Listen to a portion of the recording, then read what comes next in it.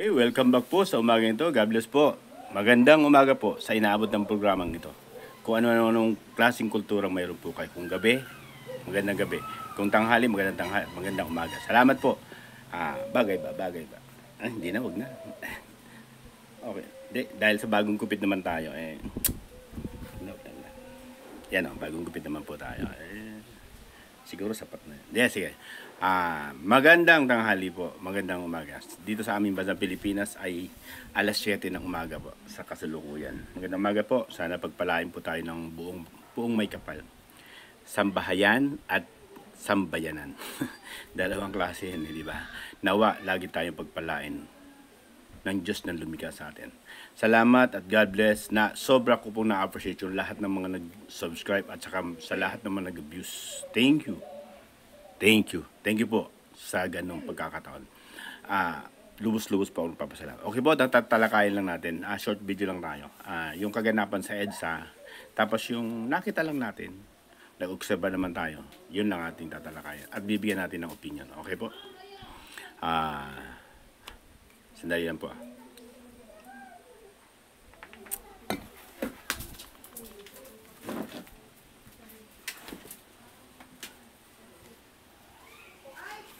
Okay? Sige po.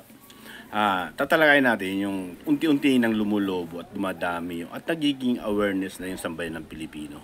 Yung ganong sistema na nagaganap dyan sa EDSA. Ganon naman kami kahit noon. Hindi naman nagsimula sa marami, di ba? Nung EDSA 1, naging bahagi tayo ng EDSA 1. Lumaban tayo ng walang dahas, di ba? Lumaban tayo ng ayon lang sa ating boses at sigaw. Na hanggang nagtagumpay. Noon, sabi nga, di ba?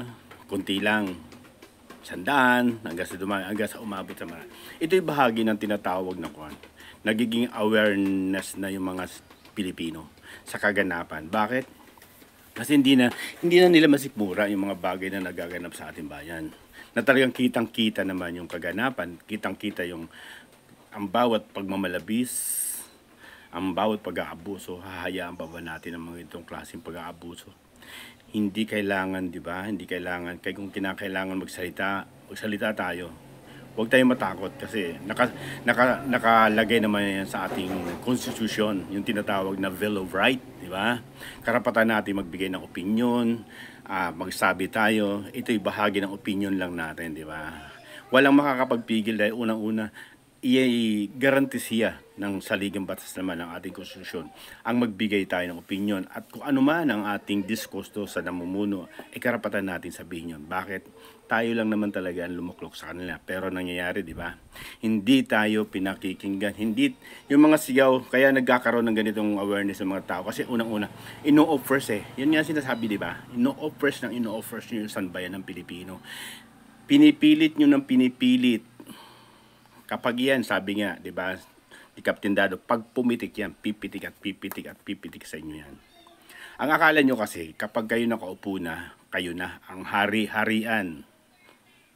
Nagtitimpi lang naman talaga yung sambayan. Kasi unang-una, sawang-sawa na sila sa ganitong klaseng mga pamamalakad.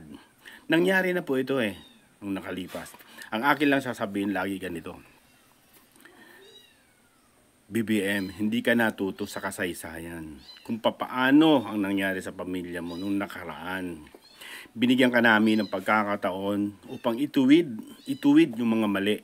Ituwid at ipakita mo na mali yung nangyari sa pamilya mo nung nakaraan.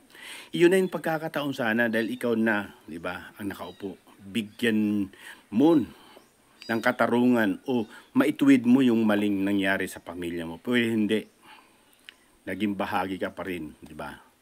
Nang hindi pagdinig, hindi pagsasalita tungkol sa mga mali na gaganap. Ang pagiging matahimik sa mga isyu na nagaganap sa paligid o sa iyong pinamumunuan. Droga, korupsyon, di ba? Pag-aabuso sa mga bawat individual. Magtanong, hindi ka lang sumagot ng gusto ng mga alagad mo, di ba? Kailangan tumanong, yes or no. Hindi naman huwes yung mga alagad mo diyan sa Congress, di ba? Pero ba't mo binabayaan yan? Di ba? Kaya nangyari yan. Lumulobo na yung awareness ng mga tao. sisimula na silang naglalabasan, lalo ngayon, di ba? One time, big time na sinasabi nila. Ang akin lang po, nakakalungkot dahil unang-una, mahal natin ang ating bansang Pilipinas. Ayaw natin mangyari na muling malugmok yung ating ekonomiya dahil hindi naman kayo matatamaan dito eh. Kayong mga nandiyan sa taas, hindi kayo matatama sa paglugmok ng ekonomiya. Alam niyo po kung sino matatama. Kami na nandito sa baba, di ba? Kami ang magdaranas ng hirap dahil sa ganung pangyayari. Pero bakit hinayaan mo yung mga ganung sitwasyon? Leader, dapat siyang maging, di ba, ehemplo. Pero bakit hindi nangyayari? Kasi nga, pinababayaan mo yung mga... Ito ba yung sinasabi na tinatawag na weak leader, di ba? Dito natin napapatunayan. Magsalita po kayo. Sawayin nyo yung mga alagad mo na nagpapahirap sa sambayan ng Pilipino. Di ba? Hindi naman nilalala ng sambayan ng Pilipino, walang mandato, pero siya ang nag-aatas. Siya ang nasusunod. Di ba? Sino yan? Di ba? Alam naman ang lahat. Ang ating First Lady, di ba? Kung makautos, binunyag naman niya ni Atty. Vic Rodriguez, di ba? Lahat ng gusto niya, kailangan masunod. Sino siya? Wala po siyang mandato sa ating sambayan ng Pilipino. Ni isang boto, wala po. Pero siya ang gustong lagi masunod. Ano na ang katungkulan mo bilang Pangulo? Di ba? Kung hindi na kaya, magsalita na. Di ba? Kung hindi na kaya, tumaas na ng kamay, surrender na. Wala namang masama dun eh.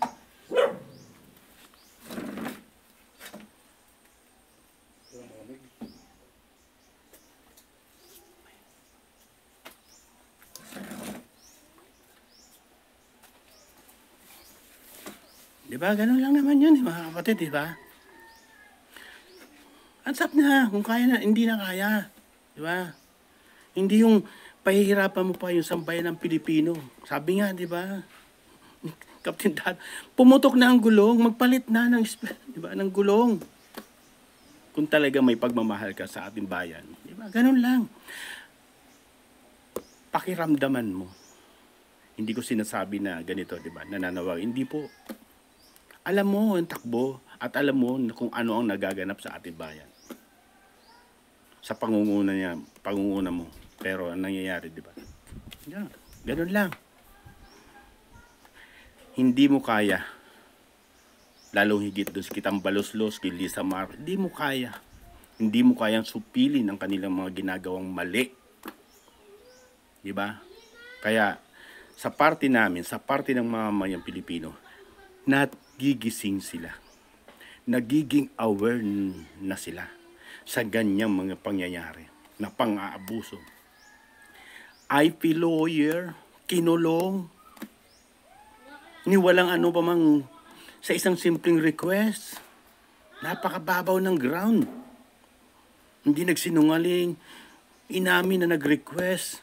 Diba? Ba't kailangan ikulong? Namuntik pang ikamatay ng IP lawyer na yan, si Atty. Lopez na yan. Yan ba? Tama po ba yan? Ang masakit mga kapatid, di ba? Isa pang convicted criminal ang nagpakulong.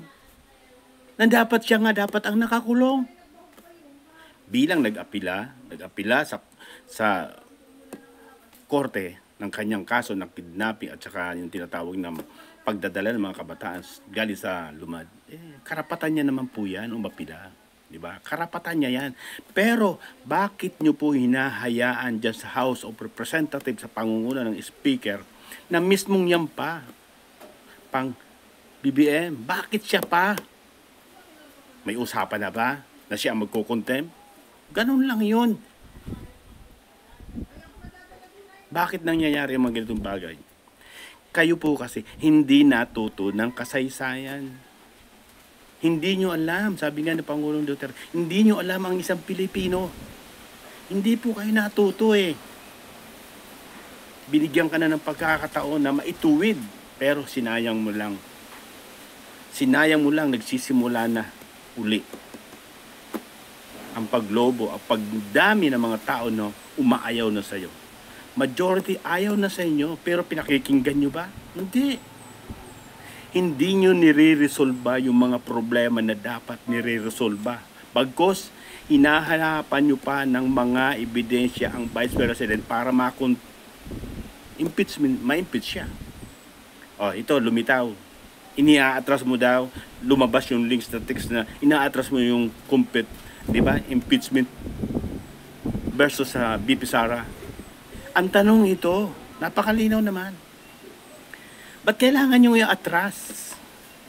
Di ba? Well, di ba? Ang pag-atras kasi, di ba? May matibay na dahilan. Sasabihin yung inatras, bakit? May ebidensya ba kayong mabigat na ground para ma-impeach? Wala eh. Ba't kailangan nyo yung atras? Nagpapabango lang po kasi kayo sa sambayan ng Pilipino.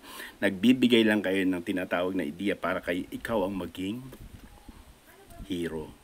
Ikaw ang maging, may damdamin ang ating Pangulo. Kaya inatras na yan. Mga kapatid, hindi kami pinanganak kung kailan lang. Huwag nyo kaming paikutin. Sino man, di ba? Kasi nga may plano, di ba? Papalitan daw yung speaker. Papalitan na daw ang speaker para sa kapakanan, di ba? Ipapalit ata, allegedly, di ba? Si Gloria Macapagal. Ito sasabihin ko sa inyo mga kapatid.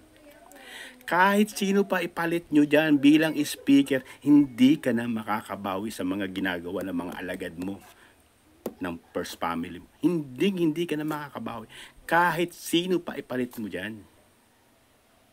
Ang tanong, bakit kailangan i-atras? Wala naman kayo ebidensya. Dinadivert nyo lang, ginagano nyo, pinapaikot nyo lang para lumabas na ikaw ang hero, ikaw ang may damdamin, di ba? Alam namin mga galawan nyo. Kung talagang may ebidensya, may mahusay na ebidensya, credible yung mga ebidensya, ituloy nyo. Di ba? Ituloy nyo impeachment, ganun lang naman.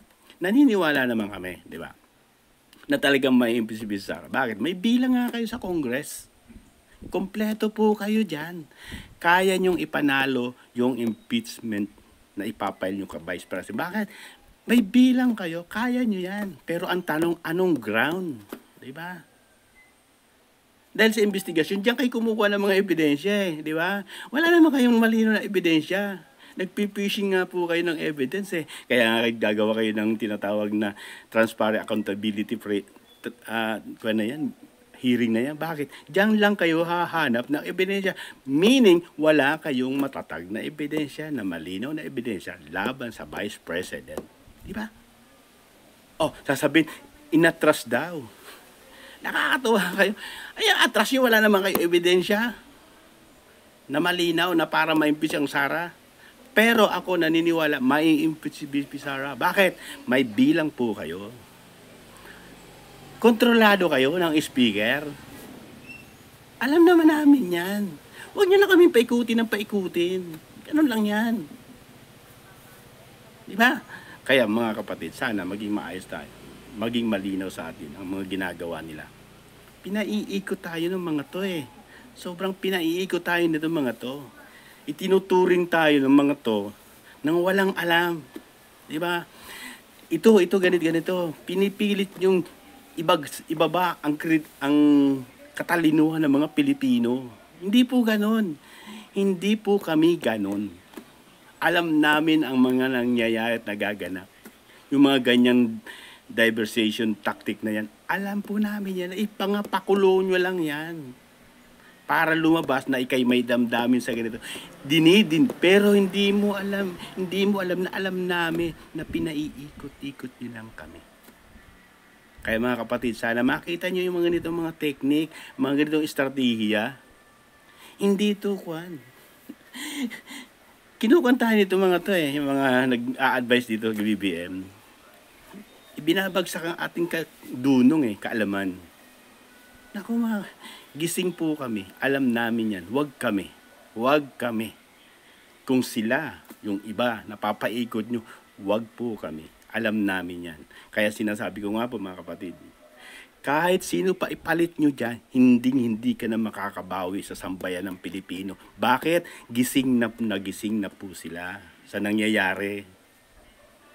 korupsyon, drugs, di ba?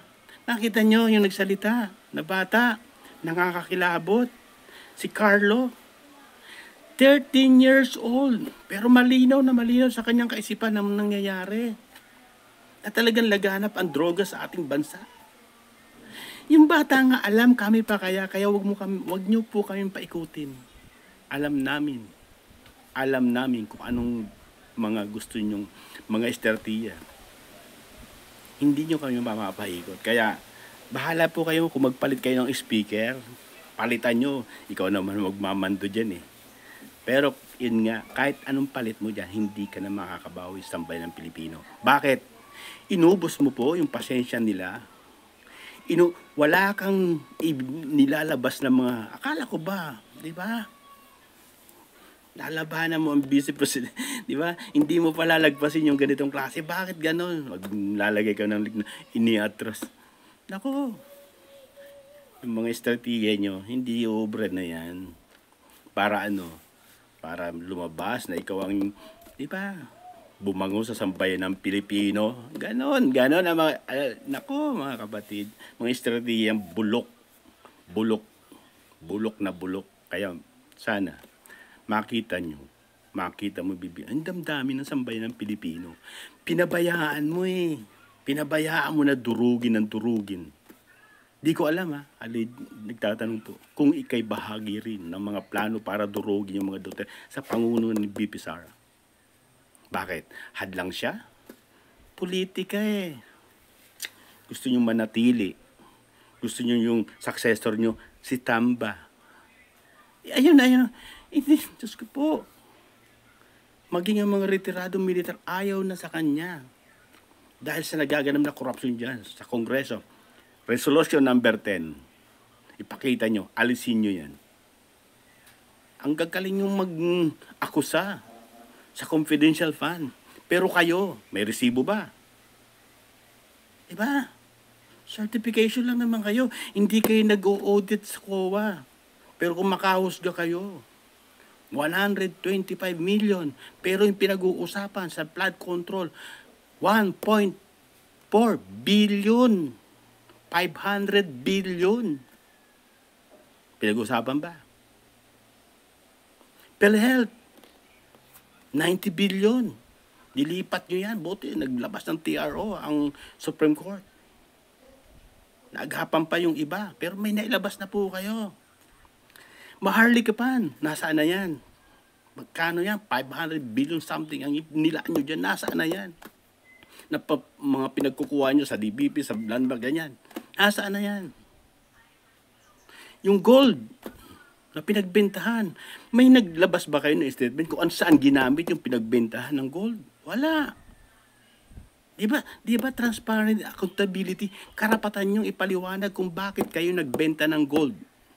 Narinig lang namin dahil tumaas ang buying, di ba? Yung taas ng pagbili ng gold. Pero nagsalita ba kayo kung saan nyo gagamitin yung pinagbentahan ng gold? Wala. Kaya doon nagsisimula yung galit ng sambayan ng Pilipino. Wala kayong pinapaliwanag.